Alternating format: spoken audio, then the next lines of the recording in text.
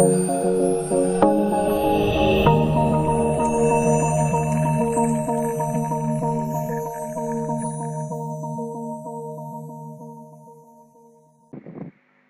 warahmatullahi wabarakatuh. Salam sejahtera untuk kita semua. Kita berjumpa lagi. Terima kasih para bagi lovers masih setia untuk menemani saya dalam menyampaikan curhatan-curhatan saya di acara curhatan komunitas bersama Bakti. Baik, kita lanjutkan lagi di curhatan saya sebelumnya. Kita telah membicarakan tentang pengantar terlebih dahulu. Yang kemarin kita bicarakan tentang ini. Kemudian hari ini kita lanjutkan. Jadi di curhatan sebelumnya telah dibicarakan tentang stateless, yaitu adalah kelompok orang yang bukan merupakan anggota dari negara manapun gitu ya. Kemarin sudah dijelaskan alasan-alasan penyebab stateless, antara lain karena adanya peraturan yang diskriminasi terhadap etnis tertentu, kelompok agama, maupun didasari alasan gender. Kemudian karena juga adanya lahirnya negara baru. Kemudian penyebab yang lain adalah karena konflik antara peraturan kewarganegaraan.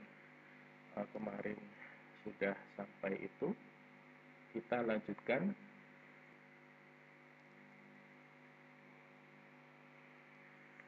Baik, jadi para stateless tersebut dalam kehidupan merekanya akan mengalami banyak kesulitan dalam menjalani kehidupannya, yaitu dalam mengakses hak-hak dasar dalam kehidupannya.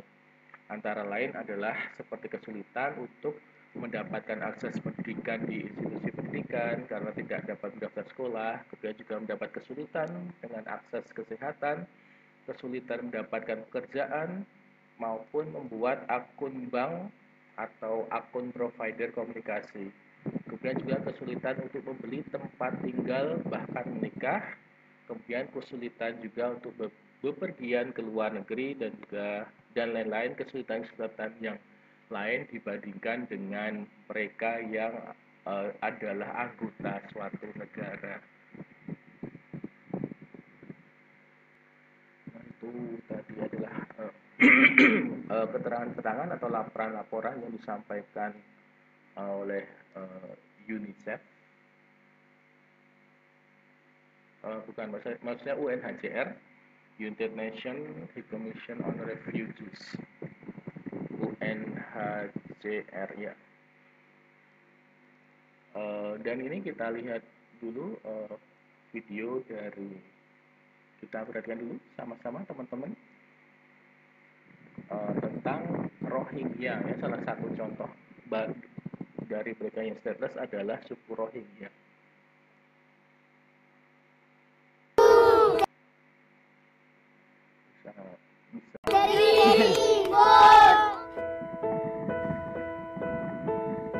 Jadi tadi ada Kate Blanchett ini salah satu relawan yang terjun ke kemah-kemah pengungsian Rohingya untuk melihat keadaan secara langsung kondisi Rohingya ini. Laporan dari UNHCR bisa dicari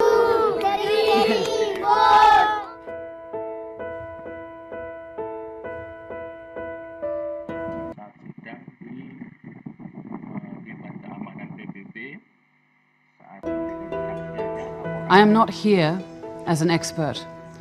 I stand before you merely as a witness, as someone who has seen and cannot look away.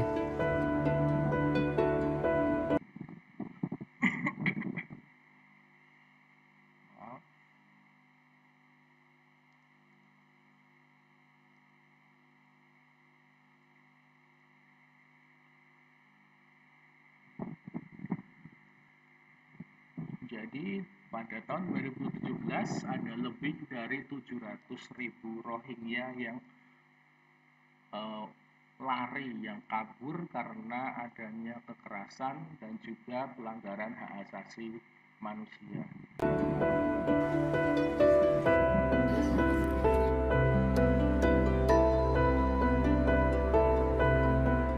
Layla fled her burning village with her infant son, Yusuf. As she cradled Yusuf in her arms, She described to me how her husband was forcibly taken from her village.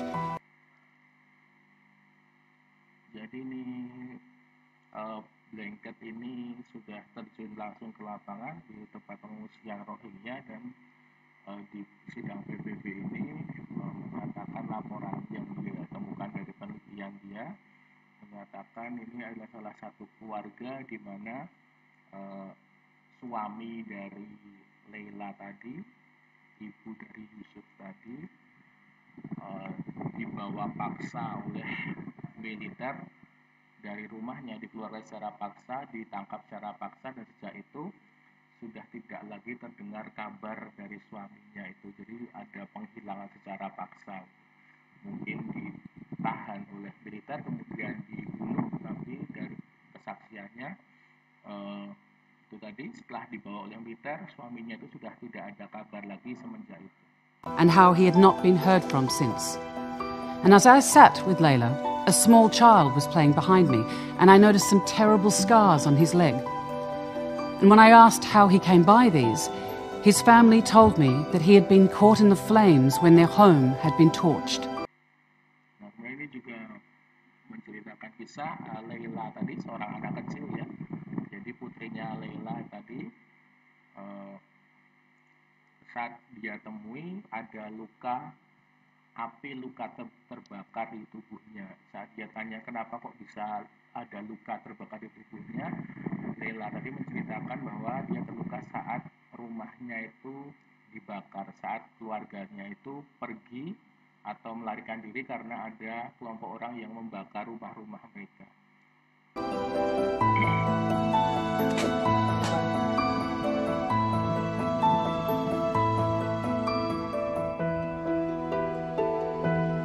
The Rohingya cannot return to the very conditions they were forced to flee. They cannot settle for half solutions. They must know that they belong. There are no shortcuts. There are no alternatives. We have failed the Rohingya before. Please let us not fail them again. Thank you.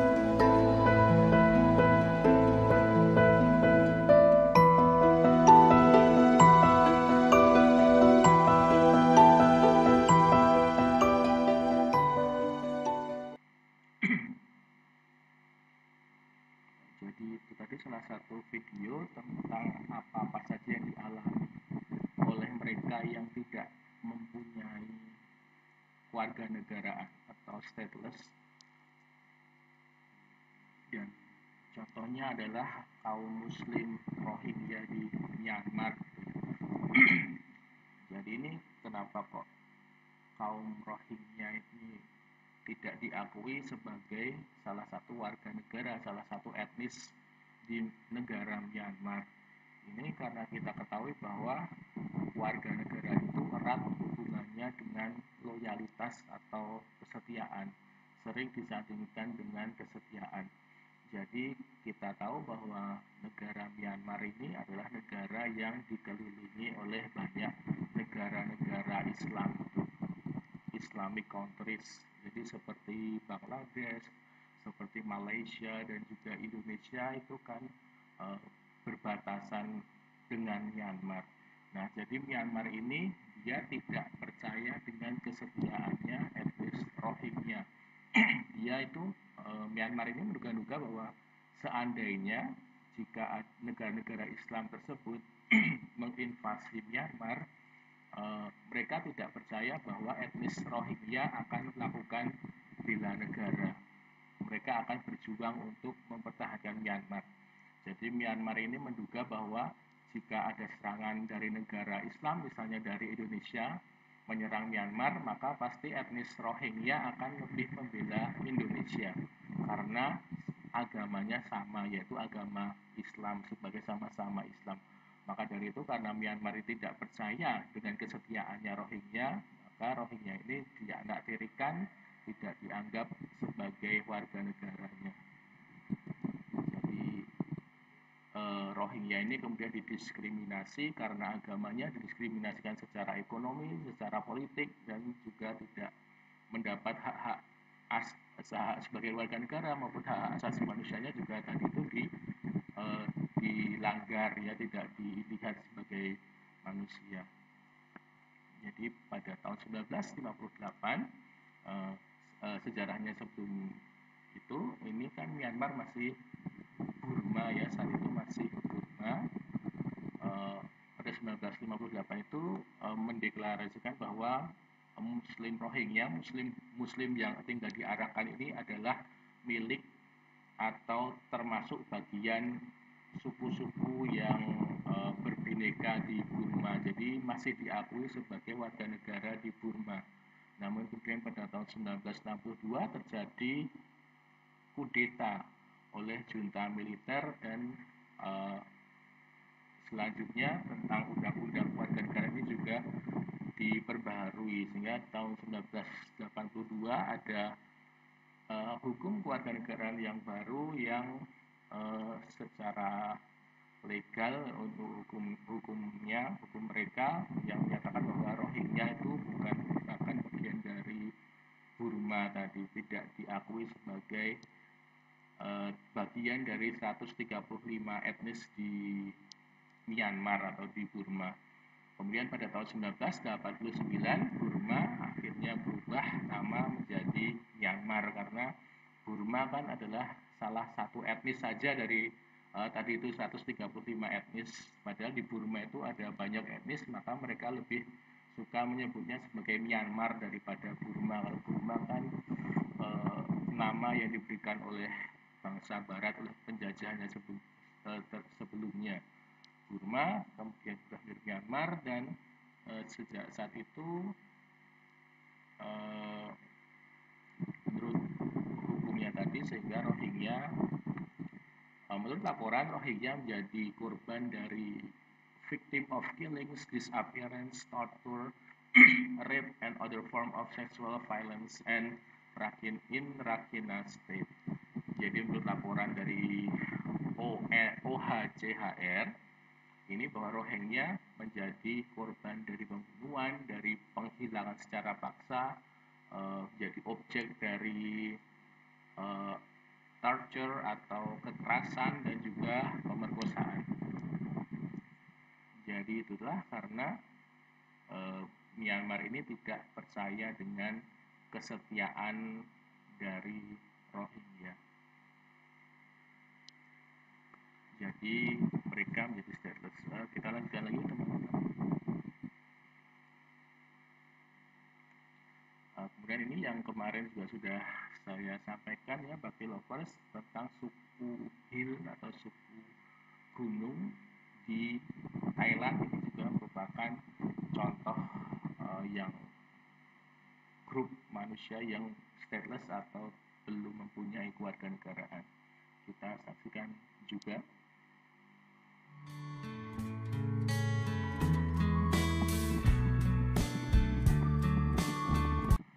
Jadi ini para stateless, para orang-orang yang stateless yang tidak mempunyai kewarganegaraan seringkali menghadapi ketidakpastian sepanjang hidupnya, selama dia hidup itu dia mengalami ketidakpastian atau uncertainty.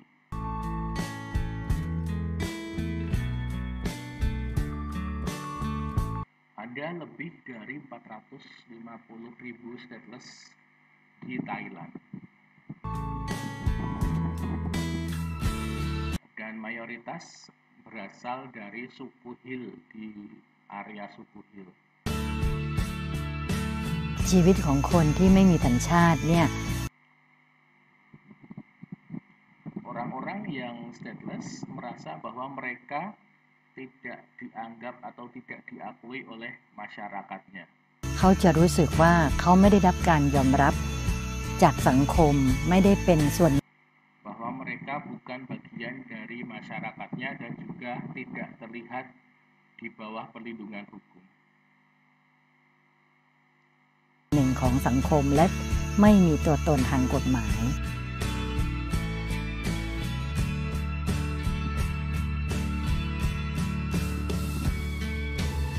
ก็มีสัญชาติแล้วเนี่ยก็รู้สึกว่าดีมากๆเลยค่ะก็ได้เรียนหนังสือ Jadi ini salah satu Hiltrap yang sudah mendapatkan kewarganegaraan Thailand setelah dibantu tadi menyatakan bahwa dia sangat senang karena kemudian dia bisa mendapatkan akses terhadap pendidikan, terhadap healthcare atau pelayanan kesehatan, dan juga merasa lebih aman saat bepergian. ได้รับการรักษาพยาบาลไปไหนก็ปลอดภัยมีความรู้สึกปลอดภัยถ้าเราไม่มีสัญชาติไทยเราไม่มี Jika saat dia tidak mempunyai kewarganegaraan Thailand, dia merasa tidak mempunyai hak dan merasa sebagai orang-orang yang tidak terlihat. สิทธิ์คนอื่นก็จะมองไม่เห็นเราค่ะ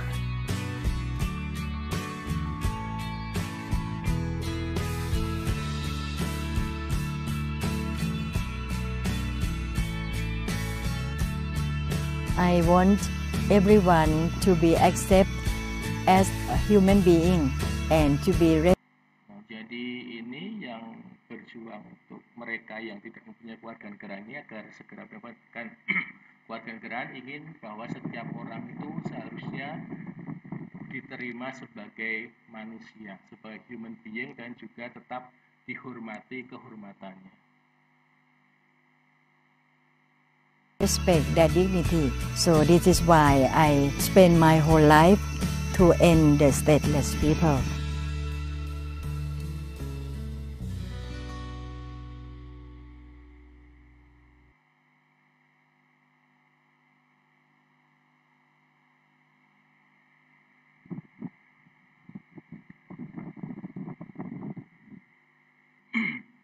Jadi itulah teman-teman Baki Lovers, salah satu beberapa contoh saja tentang mereka yang tidak mempunyai kewarganegaraan.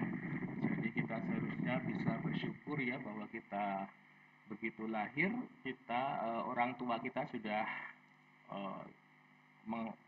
dokumen-dokumen apapun sudah langsung diurus agar kita mendapatkan kewarganegaraan, dan Indonesia ini adalah negara yang di undang-undangnya juga agar jangan sampai ada statelessness gitu.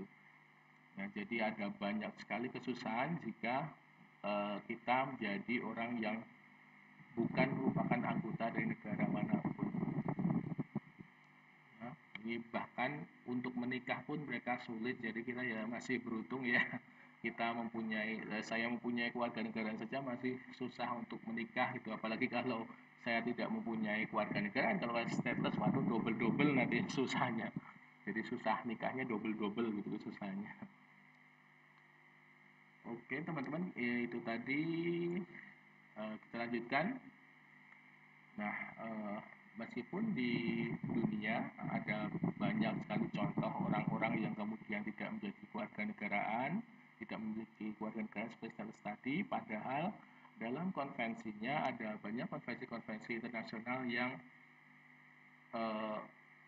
bagaimana ya mengatur agar jangan sampai ada stateless. Misalnya saja tentang konvensi statelessness pada tahun 1954, konvensi statelessness, kemudian ada juga konvensi reduction of statelessness pada tahun 1961 atau konvensi pengurangan statelessness. Ini antara lain adalah untuk mewajibkan para negara anggota untuk mengurangi dan mencegah status statelessness dan juga memberikan bantuan kepada para stateless. Jadi ini salah satu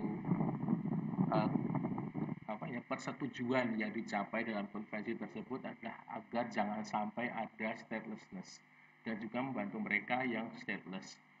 Dan harus ditujukan pada setiap semangatnya adalah bahwa setiap orang berhak atas kewarganegaraan. Kemudian statelessness harus dihindari. Kemudian tidak seorang pun dapat secara sewenang-wenang dirampas kewarganegaraannya.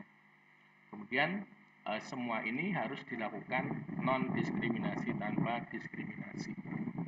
Jadi itulah persetujuan dan juga tanggung jawab moral dari setiap negara-negara yang ikut dalam konvensi tersebut, yang menundukkan diri terhadap konvensi tersebut. Kemudian selain itu juga di UNHCR juga organ PBB yang memberikan bantuan kepada mereka guna mengajukan permohonan kepada negara yang berwenang adalah UNHCR tadi, United Nations High Commission on Refugees ini adalah yang membantu di bidang pengungsi dan juga di bidang stateless tadi. Nah, sedangkan konvensi yang lain yaitu adalah Deklarasi Universal Hak Asasi Manusia pada tahun 1947 atau kita menyebutnya Universal Declaration of Human Rights UDHR. Ini juga tercantum dalam pasal-pasalnya, yaitu pasal 15 ayat 1-nya setiap orang berhak atas suatu kewarganegaraan. Di ayat 2-nya tidak seorang pun dengan semena-mena dapat dicabut kewarganegaraannya atau ditolak hanya untuk mengganti kewarganegaraannya. Jadi di sini kita kesimpulkan bahwa mempunyai suatu kewarganegaraan itu adalah hak asasi manusia, ya. Ini sesuai dalam Deklarasi Universal Hak Asasi Manusia pada tahun 1947.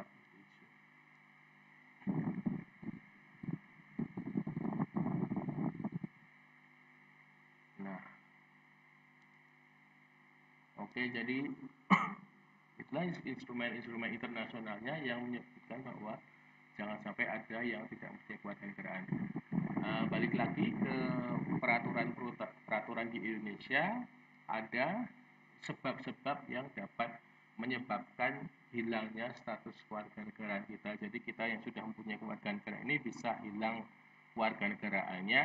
Ini diatur di pasal 23 sampai 30 Undang-Undang Nomor 12 Tahun 2006, yaitu ini bisa dibaca sendiri teman-teman. Jika orang tersebut memohon untuk pindah kewarganegaraan, tentu saja dia akan lalu hilang kewarganegaraannya karena kita sudah dijelaskan sebelumnya pada asasnya kita adalah tidak menganggap ada bipartit atau double kewarganegaraan. Kita tidak menyetujuinya, kita tidak menganut kewarganegaraan ganda, ya. Kita harus satu kewarganegaraan. Jadi kalau dia ada orang WNI memiliki warga negara lain, maka otomatis WNI tadi juga akan hilang.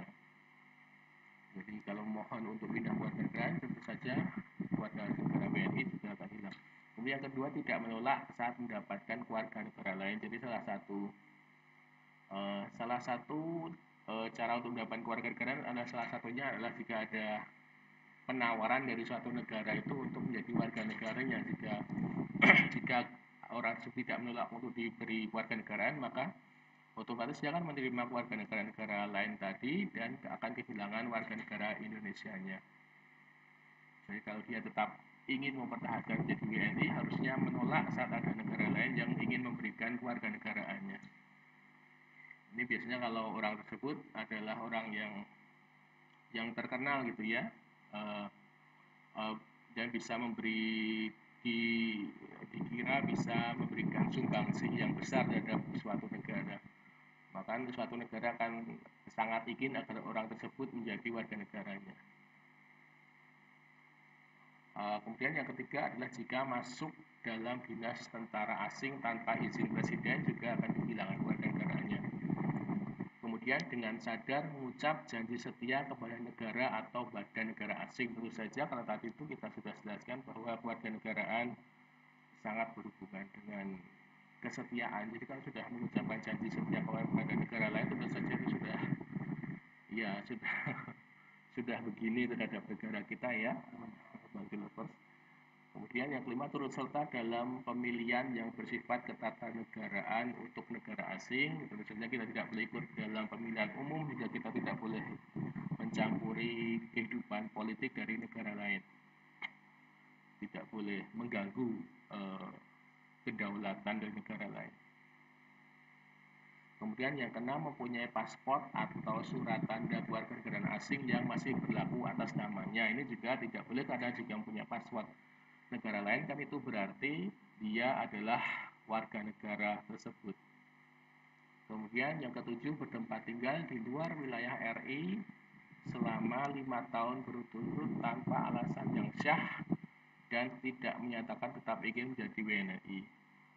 Kemudian yang ke-8, memalsukan kewarganegaraan RI ini, ya teman-teman, salah satu antara lain yang bisa menyebabkan hilangnya kewarganegaraan. Juga tidak melapor ke kedutaan RI saat tinggal di negara asing selama 5 tahun berturut-turut, itu juga bisa kehilangan. Jadi meskipun bekerja atau kuliah di negara asing tetap harus melapor ke kedutaan.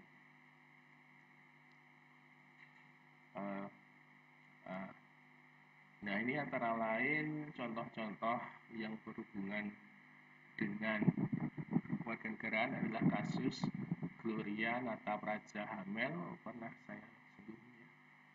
Ini adalah anggota Paskibraka mewakili Provinsi Jawa Barat tahun 2016.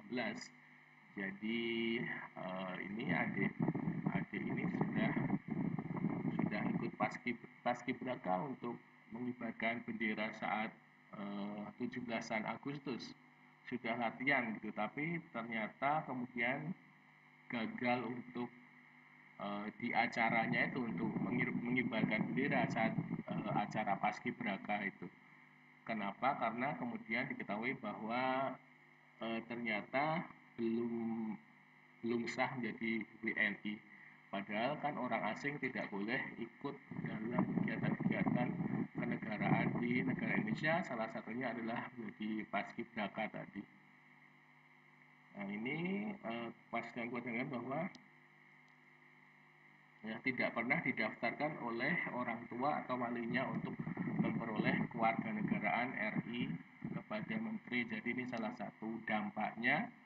Padahal ini Gloria ini sudah sangat bangga sekali, sangat nasionalis sekali, bisa membawakan bendera merah putih dan bisa menjadi paskibraka untuk bangsa Indonesia. Tapi gara-gara masalah kewarganegaraan ini jadi hapus, jadi sia-sia gitu.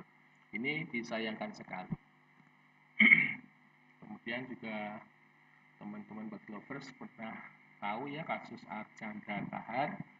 Ini adalah mantan Menteri ESDM ya. Jadi Archandra Tahar ini dijadikan Menteri ESDM, namun kemudian harus diakhiri ya jabatannya karena ternyata Archandra Tahar ini memiliki paspor negara lain, yaitu paspor dari United States of America. Jadi dia sudah bukan lagi warga negara Indonesia, tentu saja tidak boleh menjadi pejabat publik apalagi menteri, karena dikhawatirkan kalau ada menteri dari warga negara asing takutnya dia lebih setia kepada negara lain, sehingga kebijakannya malah lebih menguntungkan negaranya, negara Amerika. Jadi kan kesetiaannya dipertanyakan kalau warga negara asingnya. Jadi ini Archandra Tahar ini adalah saat itu setelah diberhentikan jadi Menteri SDM, kemudian berubah menjadi Wakil Menteri ESDM kelima dengan masa jabatan 14 Oktober 2016 sampai dengan 20 Oktober 2019. Sebelumnya adalah mantan Menteri SDM sejak 27 Juli 2016 hingga 15 Agustus 2016. Jadi Archandra Tahar ini telah memiliki paspor Amerika Serikat yang berlaku hingga 28 Februari 2017 dan telah menjadi warga negara Amerika Serikat sejak Maret 2012. Jadi itulah sehingga harus dicopot, kemudian setelah hilang WNI-nya kemudian mengajukan menjadi WNI kembali dan menjadi wakil Menteri ESDM jadinya.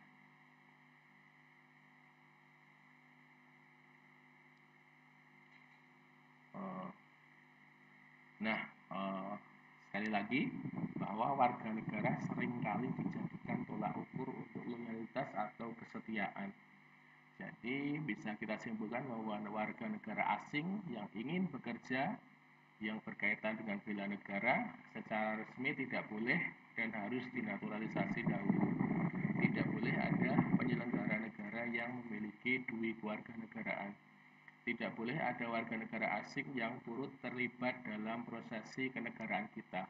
warga negara asing di Indonesia tetap wajib patuh dan tunduk kepada hukum Indonesia, termasuk proses peradilan pidana dan perdata, kecuali warga negara asing, duta besar dan keluarganya ya. Ya, jadi duta besar atau ambasador ini karena dianggap sebagai ya karena utusan atau mewakili kepentingan negaranya, sehingga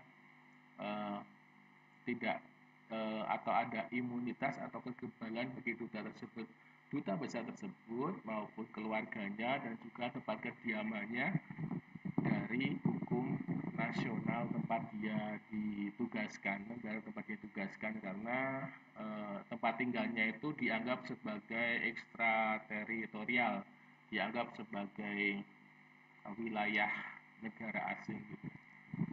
Jadi jika ada duta besar yang melanggar hukum, maka dia tidak bisa diadili di hukum kita, tapi dia bisa di persona non gratakan ya, atau tidak disukai. Jadi dia dikirim balik ke negaranya untuk ya mempertanggungjawabkan perbuatannya sesuai dengan hukum negaranya sendiri.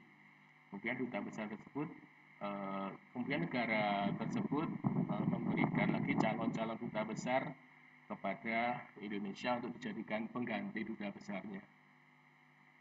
Lanjut, kemudian warga negara Indonesia mendapatkan kebebasan bekerja dalam semua sektor termasuk menjadi PNS. Kemudian warga negara Indonesia mempunyai hak-hak politik termasuk bergabung dalam partai politik, mengikuti pemilu dan lain-lain.